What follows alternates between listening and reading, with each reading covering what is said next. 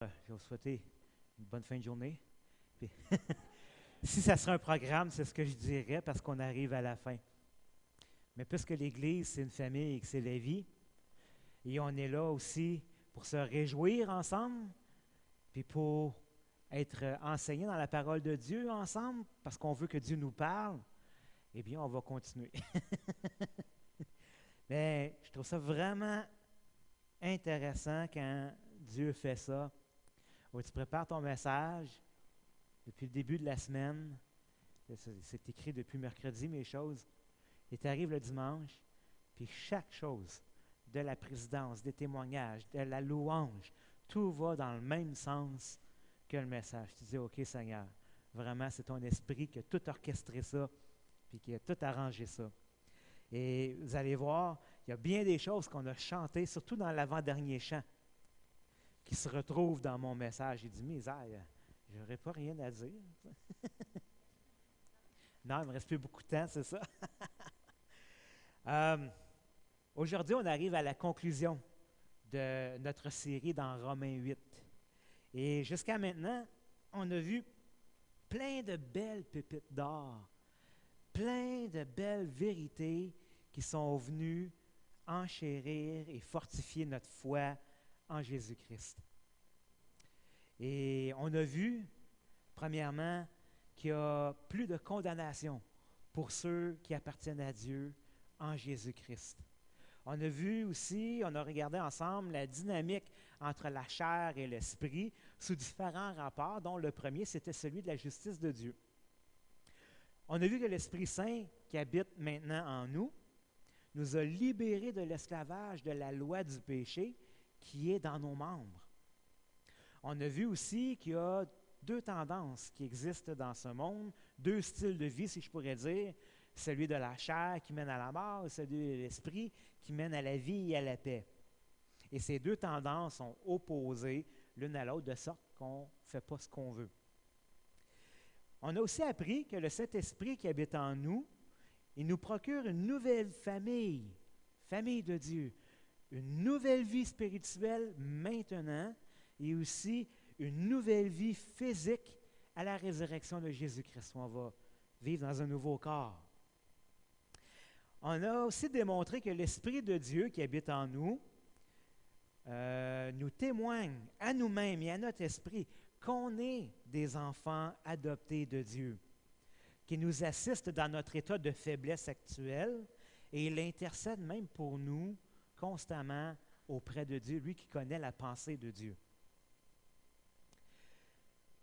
Et finalement, on a vu que la création tout entière est dans la douleur et soupire après l'avènement, la manifestation des enfants de Dieu. Et nous aussi, d'ailleurs, on soupire après ce nouveau corps qu'on va recevoir, corps immortel, incorruptible, qu'on va obtenir au retour de Jésus-Christ, notre Seigneur. Et en entendant ce moment glorieux, eh bien, le Saint-Esprit nous attise, nous soutient, puis il nous assiste dans l'œuvre que le Seigneur nous appelle à faire. Alors, quand tu regardes tout ça, ça fait « wow ». Je veux dire, il y a plein de choses là-dedans. Là.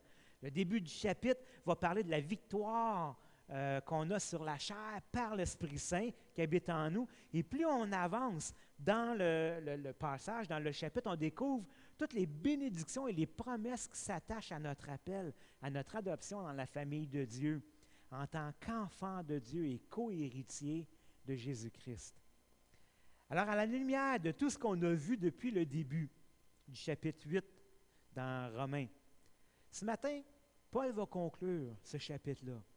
Et on va présenter dans sa conclusion 3 caractéristiques qui décrivent cette relation infaillible qu'on a avec Dieu le Père, en Jésus-Christ notre Seigneur, par le Saint-Esprit qui habite en nous. Êtes-vous prêts? Alors, première caractéristique, nous sommes prédestinés. C'est un mot qui est lourd de sens. Prédestinés. Romains chapitre 8, versets 28 à 30.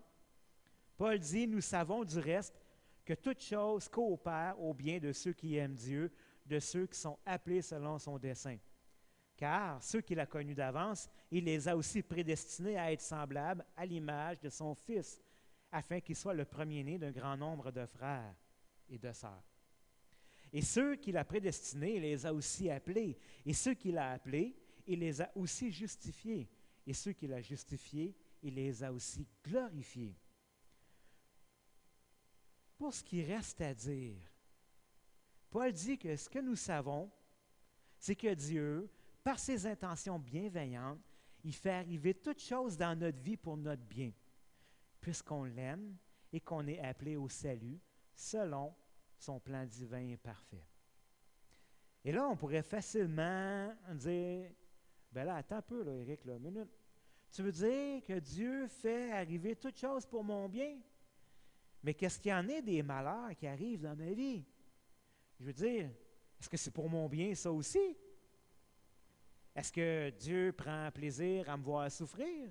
Parce que moi, je ne vois pas le bien là-dedans. Si on avait juste le verset 28, on pourrait peut-être douter de la véracité de l'affirmation de Paul, mais la réalité, c'est qu'il faut prendre le verset 28 à la lumière des versets qui suivent aussi. Parce que le verset 29 commence par « car », donc c'est pourquoi. Et il va dire, que la première affirmation, dans le fond, que Paul va ajouter à cette affirmation-là, c'est que Dieu nous a appelés. Il ne nous a pas appelés selon notre décision personnelle de le suivre, mais selon son choix, selon son plan divin et éternel. Avant même la création du monde, Dieu nous a appelés. Ça veut dire qu'avant même que le premier atome soit créé, Dieu nous avait choisis, puis il avait formé un plan pour notre vie. Au verset 29, Paul va dire « Car ceux qu'il a connus d'avance, il les a prédestinés. » Le mot « connaître » ou le verbe « connaître » dans les Écritures, en grec principalement, a un sens beaucoup plus large que juste une connaissance intellectuelle. Moi, je connais Céline Dion. Tu sais. Ouais, j'ai entendu des articles, tu sais, j'ai lu des affaires, je l'ai vu à la télé, tout ça, mais c'est tout. Ce n'est pas dans ce sens-là que Dieu nous connaît. Dieu nous connaît d'une manière intime. Il nous connaît d'une manière qui est totale. En fait, il nous connaît par cœur, comme s'il nous avait créés. Et c'est le cas. C'est ça. Dieu nous a créés, puis il nous connaît par cœur. Ça, c'est l'intimité dans laquelle Dieu nous connaît. Et Paul va ajouter le mot prédestiné, qui est composé dans le fond de deux mots. Pré, qui veut dire avant, et destiné, qui veut dire déterminé d'avance. Et d'où vient l'expression « on n'échappe pas à son destin ». C'était déterminé, écrit, coulé dans le béton d'avance. Dieu nous a appelés et prédestinés d'avance à être semblables à l'image de son Fils. Dieu a décidé de faire de nous ses enfants au même titre que son Fils Jésus. Et il nous façonne pour qu'on lui ressemble, afin que Jésus soit l'aîné d'une famille nombreuse de frères et de sœurs. Et donc, l'objectif de Dieu, c'est de nous transformer à l'image de son Fils Jésus. Et il va faire arriver toutes choses dans notre vie pour qu'elles contribuent toutes à notre sanctification et à notre transformation à l'image de Christ. Et si on est prédestiné à être les enfants de Dieu à l'image de Christ, le Fils de Dieu, ça veut dire aussi qu'on est prédestiné à régner avec Jésus sur le royaume de Dieu. Ça veut donc dire qu'on est des princes et des princesses du royaume de Dieu. Et même si ce que nous sommes n'a pas encore été manifesté au grand jour, eh bien, en tant qu'enfants de Dieu et futurs régents du royaume de Dieu, le Seigneur nous met à l'épreuve aujourd'hui.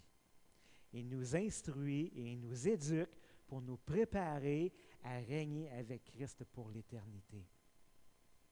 Vous voyez, Dieu ne cherche pas à établir notre confort ici sur la terre, qu'on soit bien, à l'aise, heureux, sans souffrance, sans maladie.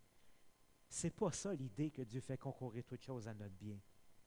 Mais il nous prépare en forgeant notre cœur afin d'être prêts à accéder au trône avec lui pour l'éternité. C'est dans ce sens-là qu'il fait concourir toutes choses à notre bien. Et Dieu va servir de la vie comme d'un tuteur pour nous enseigner. Puis,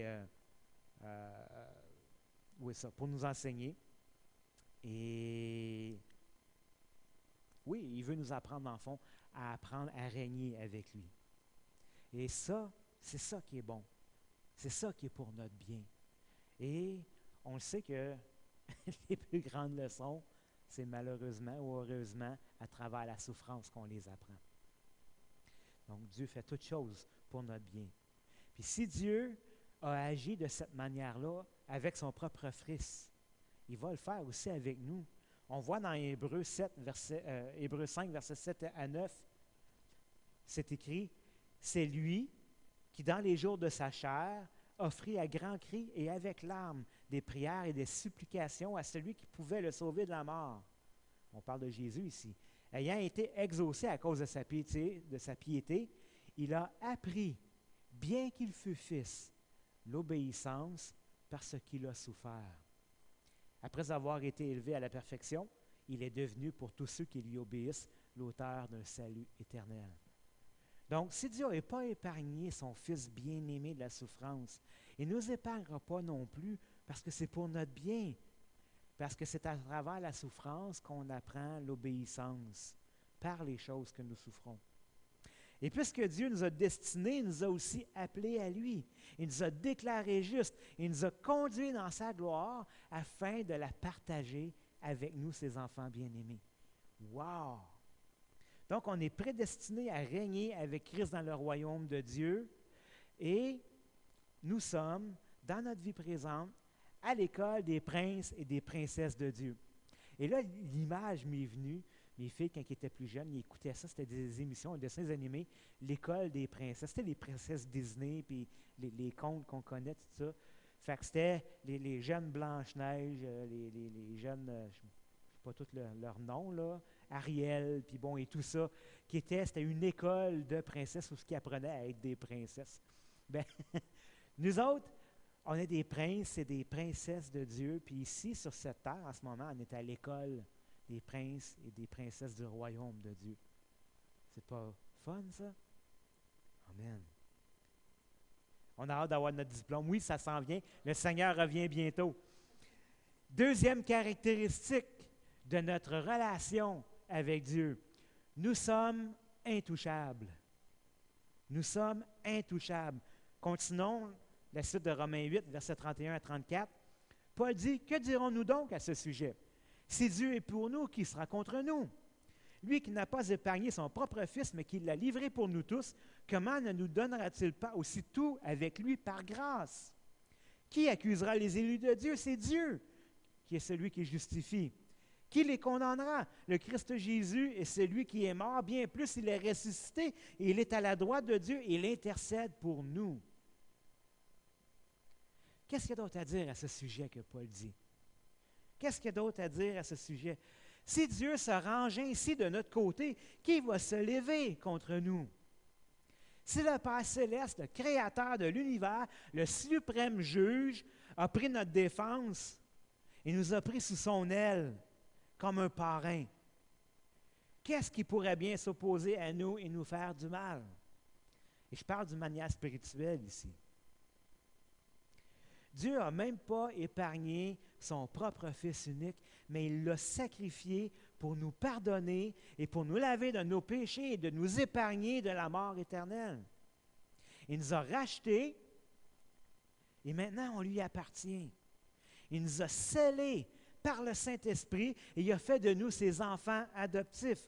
Et si Dieu n'a pas hésité une seconde à offrir ce qu'il y avait de plus précieux, qui est son Fils unique, pour se réconcilier avec nous et pour nous avoir avec lui pour l'éternité.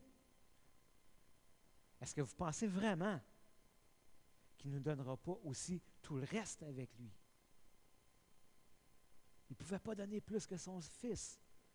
Alors, quand Dieu a établi son plan de sauvetage avant même la création du monde, quand il nous a choisis et prédestinés pour partager sa gloire avec nous, Dieu n'a absolument rien retenu pour lui. Il est allé all-in, le tout pour le tout. Avec son Fils, on a absolument tout. Il nous a absolument tout donné, comme un cadeau, par grâce. Parce que c'est clair que personne ici méritait ce que Dieu nous donne. Alors, qui pourrait bien se dresser entre nous et la bénédiction que Dieu nous réserve? Et Paul continue. Qui pourrait bien nous accuser, nous qui sommes des élus choisis par Dieu lui-même? Qui va dire à Dieu qu'il s'est trompé et qu'il a fait une erreur? Dieu est le juge de la Cour suprême de l'univers et il nous a déclarés non coupables grâce à Jésus. Et il n'y a aucun appel possible devant le verdict de Dieu. Qui va aller lui dire en pleine face qu'on n'est pas digne de sa grâce? C'est Dieu qui choisit, c'est lui qui fait grâce à qui il veut. Et du reste, on sait, et Dieu le sait aussi, que personne ne mérite sa grâce. C'est pourquoi on appelle ça une grâce, parce qu'on ne la mérite pas. Sommes-nous coupables d'avoir transgressé la loi de Dieu? Absolument. Tous ont péché, tous sont privés de la gloire de Dieu. Mais Dieu nous a justifiés en Christ Jésus, par la foi qu'on a placée en lui pour recevoir son pardon. Dieu nous a justifiés de sorte que personne ne peut plus nous accuser devant Dieu. On est lavé de tout péché par Jésus-Christ. Et qui nous condamnera devant Dieu, Paul demande? Qui va nous condamner? Parce que c'est ça que le diable fait à tous les jours, constamment. Il nous accuse, il accuse les élus de Dieu. Il réclame notre condamnation. Il ne serait pas que Jésus-Christ ne se serait pas levé et n'aurait pas offert sa vie à notre place pour nous laver et nous pardonner. Le diable aurait gain de cause. Mais voilà, Jésus s'est levé pour nous. Dieu est juste et il ne peut pas laisser le péché impuni. Et Christ a pris notre place à la croix. Il est mort. Mais plus que ça, il est ressuscité d'entre les morts. Et maintenant, il vit à jamais et il est assis à la droite du Père et il intercède pour nous constamment. Constamment. Jésus est notre suprême avocat et il plaide notre cause devant Dieu. Et je vous pose cette question-là, qui Dieu va-t-il écouter? Va-t-il écouter le diable ou son propre fils? Jésus gagne à tous les coups. À tous les coups. Donc, on est des ambassadeurs et des représentants de Dieu sur cette terre. On a l'immunité diplomatique. Savez-vous ce que c'est l'immunité diplomatique? Un ambassadeur qui vient dans un pays étranger ne peut pas être arrêté par les lois du pays étranger dans lequel il se trouve, même s'il fait une connerie, parce qu'il est soutenu, il est protégé par l'ambassade de son propre pays. Et nous, on a cette immunité diplomatique ici sur cette terre. On est intouchable. Mais est-ce que ça, c'est une licence pour nous de vivre notre vie tout croche? Absolument pas. Non. En tant qu'ambassadeur et représentant de Dieu et de son royaume, on se doit d'honorer notre Dieu et notre patrie céleste, même si en ce moment, on vit dans un pays qui est étranger sur cette terre. OK?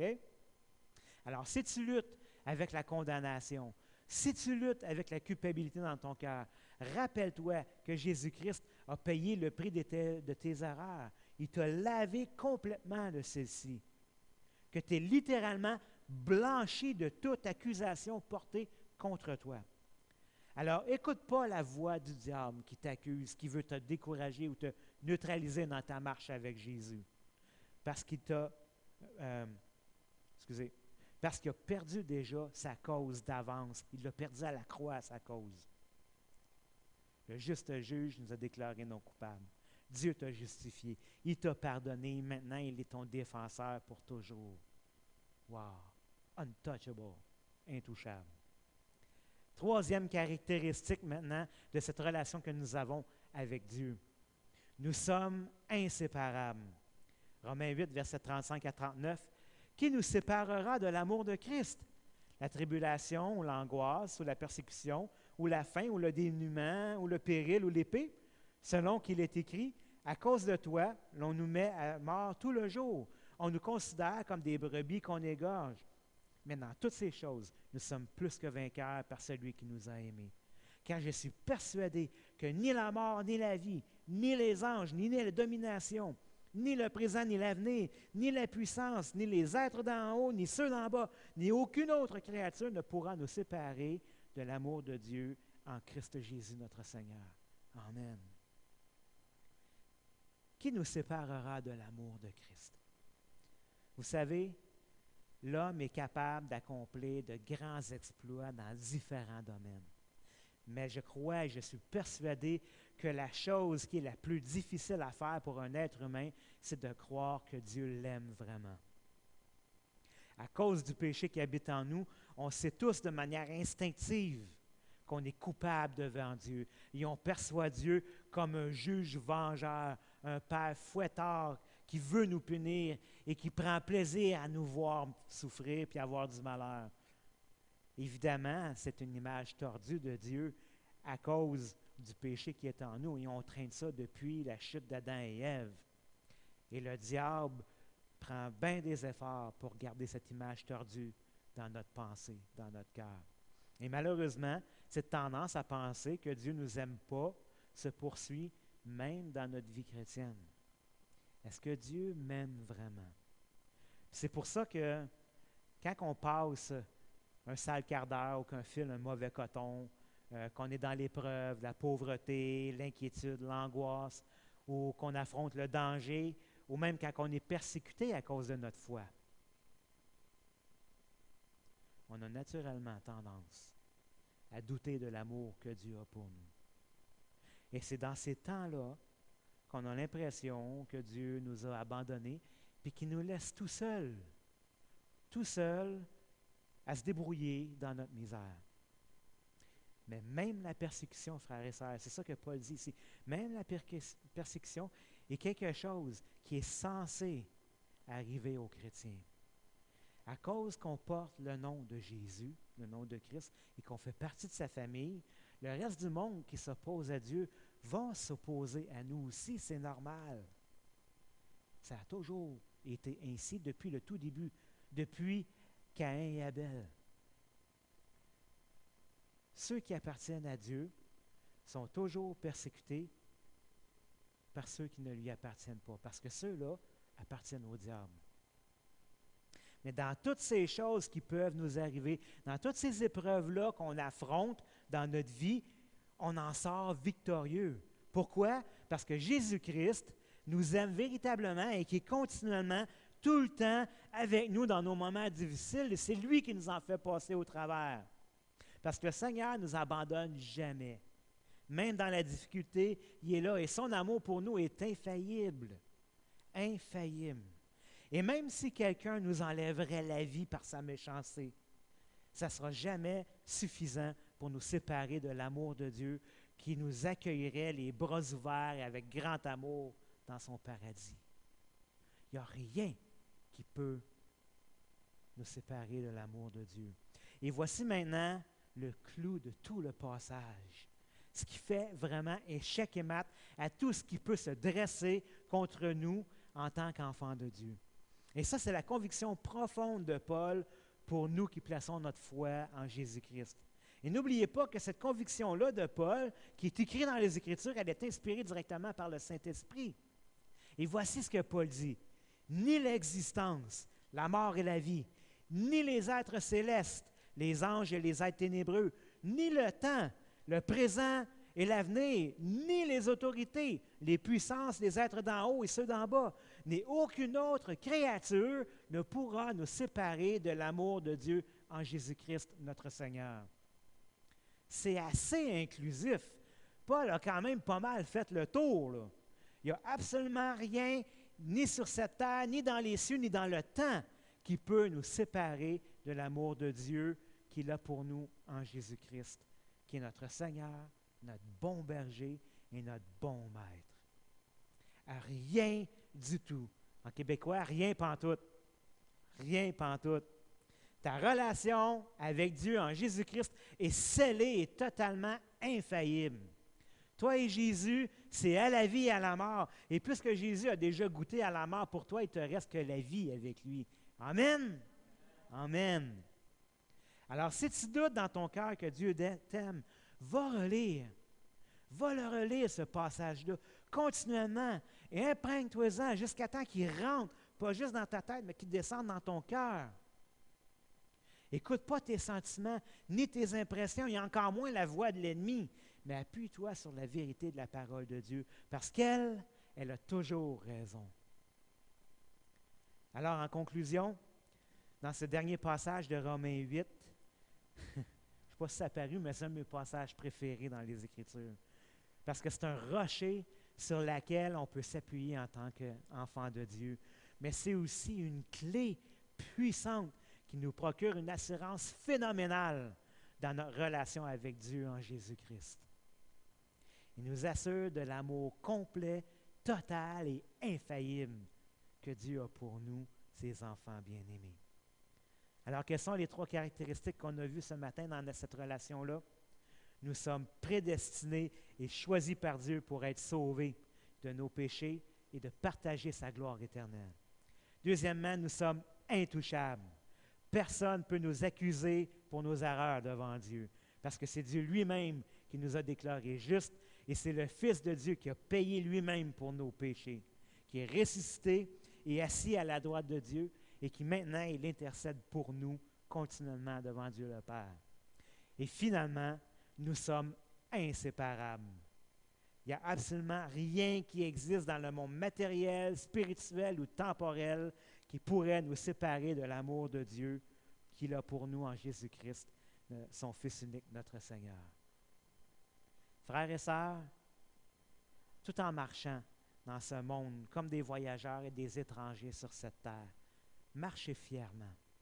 Oui, marchez fièrement. N'ayez pas honte de votre appel, de votre foi en Jésus-Christ et de votre Dieu qui vous aime d'un amour incalculable. Affichez vos couleurs fièrement, mais sans vantardise. OK? Fièrement, mais sans vantardise. Vous êtes les enfants du Dieu Tout-Puissant. Donc, laissez personne, pas même un ange ou Satan lui-même, vous accuser ou vous condamner. La vérité, c'est que vous ne pourrez jamais empêcher des gens de vous faire du mal. Mais laissez pas leurs mauvaises paroles accusatrices ou les gestes destructeurs pénétrer dans votre cœur et vous abattre. Parce que vous êtes des princes et des princesses du royaume de Dieu qui devez régner sur le royaume. Et parce que vous êtes aimés par le Père et par le Fils et que le Saint-Esprit habite maintenant en vous. Ne vous laissez donc pas décourager non plus par les épreuves de la vie, mais relevez la tête. Parce que par ces épreuves, Dieu est en train de vous préparer à régner avec lui dans son royaume. Vous êtes à l'école. Comportez-vous plutôt comme des gens qui doivent hériter du royaume de Dieu en honorant par votre vie le Seigneur qui vous a appelé, prédestiné à être avec lui par sa grâce qui est infaillible. Amen. Il y avait plein de gros mots dans ce message-là, mais c'était des mots importants, des mots clés que je vous encourage à vous rappeler cette semaine. Ça va bâtir votre foi. Amen. Prions. Seigneur, oh oui, c'est incalculable tout ce que tu as fait pour nous et tout ce que tu nous as acquis en Jésus-Christ, par sa mort et principalement par sa résurrection d'entre les morts. Seigneur, nous sommes maintenant de nouvelles créatures et nous attendons la manifestation totale et complète de ce rachat, de ce salut que tu as eu pour nous. Seigneur, oui, on a hâte à la résurrection et à ton retour. Mais d'ici ce temps-là, Seigneur, on veut marcher à la tête haute et on veut marcher, Seigneur Dieu, pour t'honorer, te glorifier et être des ambassadeurs pour toi dans ce monde, même si ce monde t'a rejeté, Seigneur. Seigneur, il y en a encore que tu as appelés et prédestinés et qui ne sont pas encore dans ta famille, dans ta bergerie. Conduis-nous vers eux, Seigneur, afin qu'on puisse leur présenter ton amour merveilleux et que ton esprit leur ouvre les yeux et, Seigneur, qu'ils entrent dans la famille scellée par l'Esprit Saint. Seigneur, fais-nous porter de ton fruit. Seigneur, pas les fruits de la chair, ça c'est les fruits de notre vieille nature, mais fais-nous porter les fruits de l'Esprit, qui est la manifestation de notre nouvelle nature en Christ Jésus. Amen.